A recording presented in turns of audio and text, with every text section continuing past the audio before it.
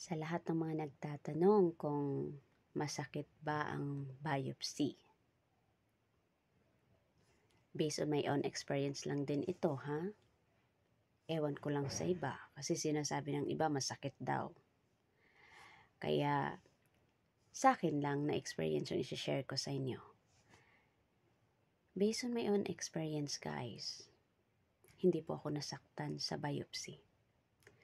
Ang ginawa sa akin is fine needle biopsy dito po sa lymph nodes ko. Tapos core needle biopsy para mismo sa bukol. Maliit na karayom, malaki na karayom. Walang anesthesia. Ang pagtusok dito, dito may anesthesia, pero local anesthesia yung tinusok. At awake ka po, gising ka na gagawin ang buong procedure na to. Gising ka po. Alam niyo ba kung ano lang yung ginawa ko? Again, I prayed. Nagdasal ako ng nagdasal, nayakapin ako ni God.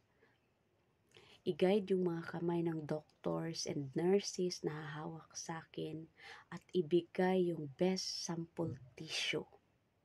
Yun po yung lagi kong sinasabi sa dasal ko. Kasi bakit? Bakit ko sinasabi na ibigay ang best sample tissue?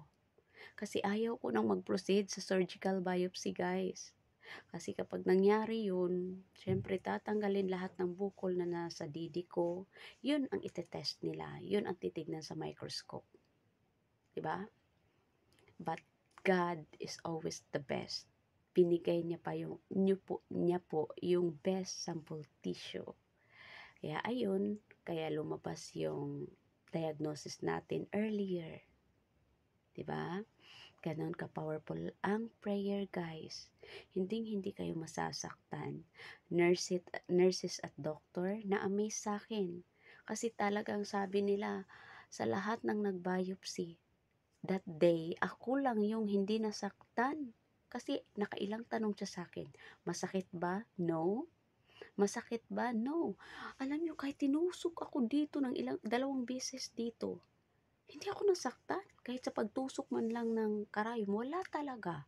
Dito naman sa core biopsy ko, narinig ko lang pitik ng yung sinasabi ng doktor kapag pumitik, yun na yun.